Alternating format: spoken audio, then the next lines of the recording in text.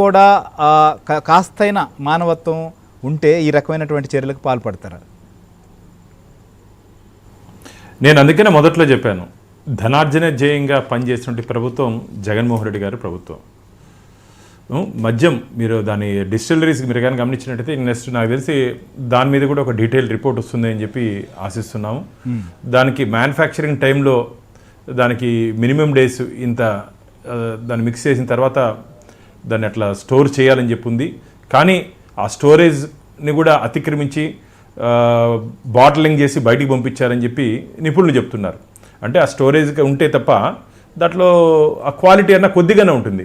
ఆ క్వాలిటీ లేకుండా డబ్బు కావాలని చెప్పి మార్కెట్లోకి పంపించేస్తే దాన్ని తాగి మా మంత్రి గారు చెప్పినట్టు, సత్యకుమార్ గారు చెప్పినట్టు, గతంలో మా రాష్ట్ర అధ్యక్షురాలు పురంధేశ్వరి గారు కూడా దీని మీద ఒక డీటెయిల్డ్ రిపోర్ట్ కూడా అప్పుడున్నటువంటి కేంద్ర ప్రభుత్వానికి కూడా ఇవ్వడం జరిగింది.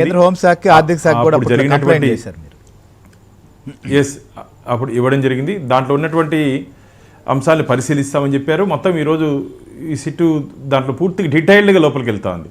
ఎందుకంటే ఖచ్చితంగా డిస్టిలరీస్లో మీరు కానీ గమనించినట్టయితే ఆ డిస్టిలరీస్ మీరు కానీ ఎక్కడైనా ఉన్న మనకు టైం ఉంటే డిస్టిలరీకి సంబంధించినటువంటి నిపుణులతో చర్చిస్తే తెలుస్తుంది దాన్ని ఎన్ని రోజులు స్టోర్ చేయాలి, ఎన్ని రోజులు దాన్ని బాటిలింగ్ చేయాలి, ఎప్పుడు రిలీజ్ చేయాలి. దానికంటే కొన్ని మాన్యువల్స్ ఉంటాయి. ఆ మాన్యువల్స్ అన్నింటినీ అతిక్రమించి అప్పుడుంటే ప్రభుత్వం పనిచేసిందని చెప్పి నిపుణులు చెప్తున్నారు. అవన్నీ బయట వస్తాయి. అది మంచిది కాదు. అంటే డబ్బు పోయినప్పుడు ఏం తెచ్చుకుపోతారయ్యా? ఈరోజు దాదాపు 90,000 మంది ఆ రోజు ఆ మద్యం 2019 నుంచి 2024 వరకు ఆ లిక్కర్, చీప్ లిక్కర్ తీసుకున్న కారణంగా ఆరోగ్యం పాడై చాలామంది చనిపోయారు.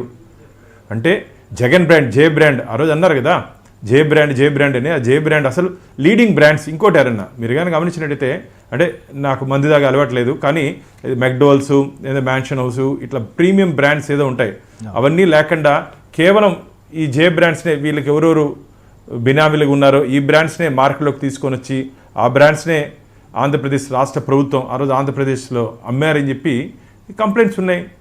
అంటే బ్రాండింగ్లో కూడా వాళ్ళు ఇంత కమిషన్ ఇవ్వలేరు. సపోజ్ వీళ్ళు అడిగినంత కమిషన్ వాళ్ళు ఇవ్వలేదు కాబట్టి దాన్ని రిజెక్ట్ చేసి వీళ్ళ ఓన్ బ్రాండ్స్ బయటించుకొని ఏదో బూమ్ బాంబ్ అంట ఏదేదో వాళ్ళు ఇష్టం వచ్చినట్టు నోరు కూడా తిరగని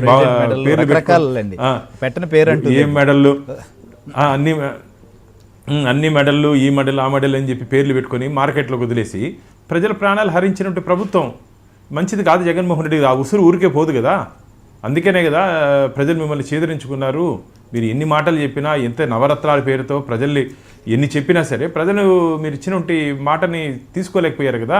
మీరు ఎన్నికల సమయంలో ఇచ్చినటువంటి హామీలు కానీ, ఎన్నికల సమయంలో చెప్పినటువంటి మాటలు కానీ ప్రజలు ఎవరు వినలేదు. జగన్మోహన్ రెడ్డి గారు 5 సంవత్సరాలు మీకు 153 స్థానాలు, 151 స్థానాలు ఇచ్చినటువంటి ఆంధ్రప్రదేశ్ రాష్ట్ర ప్రజలకి 5 ఏళ్ళు ఏం చేశారయ్యా? మీరు ఏం చేశారు చెప్పండి. మీ సొంత జిల్లాలో అన్నమయ్య జిల్లాలో అన్నమయ్య డ్యామ్ గేట్లు విరిగిపోతే దాన్ని అక్కడ నిర్వసితుల్ని పట్టించుకోలేదు. మీరు సొంత ముఖ్యమంత్రి మీ జిల్లాకి. అసలు ఆ జిల్లాకి మీరు కానీ ఆ డ్యామ్కి కానీ కరెక్ట్ సరిగ్గా గ్రీస్ పూసి దానికి కానీ ఉన్నటువంటి రిపేర్స్ చేస్తుంటే ఆ నష్టం కూడా జరిగి ఉండేది కదా. నిపుణులు చెప్పినప్పటికీ అక్కడ ఏదో ఇల్లీగల్గా శాండ్ మాఫియా వాళ్ళకి అనుకూలంగా మీరున్న కారణంగా ఆ డ్యామ్ గేట్లు పగిలిపోయినాయని చెప్పి చెప్తుంటారు అక్కడ. అంటే దీంట్లో కూడా శాండు, ల్యాండు, మైను, వైను అన్నీ దేన్ని వదలలేదు అప్పుడున్నట్టు ప్రభుత్వం. కాబట్టి ఇది మంచిది కాదు. ప్రజా ఆరోగ్యాన్ని పనంగా పెట్టి గత ప్రభుత్వం పనిచేసింది. కాబట్టి ఎవరిని వదలాల్సిన అవసరం లేదు. ఎవరిని ఇది ఒక లెసన్గా ఉండిపోవాలి. రాబోయే తరాలకి ఈరోజు ప్రభుత్వాలు తీసుకునే నిర్ణయం ఒక లెసన్గా ఉండిపోవాలి. ఏందండి డబ్బులు కోసం రాజకీయాలా? సేవ కోసం రాజకీయాలు ఉండాలి. సేవ కోసం రాజకీయాలు ఉండాలి. కానీ అప్పుడు పనిచేసిన అధికారులు కూడా నేను చాలా సందర్భాల్లో చెప్పడం జరిగింది. అధికారులు ప్రజల పక్షాన ఉండాలి, అధికార పార్టీ పక్షాన కాదు. అధికారుల పాత్ర కూడా దీంట్లో చాలా ఉంది. చాలా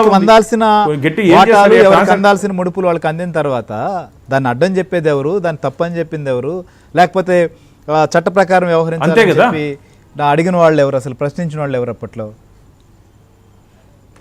అంతే కదా. ఏమవుతుందన్నా పోలీస్ అధికారులు గట్టికి ప్రశ్నిస్తే ఏం పోలీస్ ఆఫీసర్ని పోలీస్ స్టేషన్గా ట్రాన్స్ఫర్ చేయాలి కానీ పోస్ట్ ఆఫీస్కి మార్చారు కదా.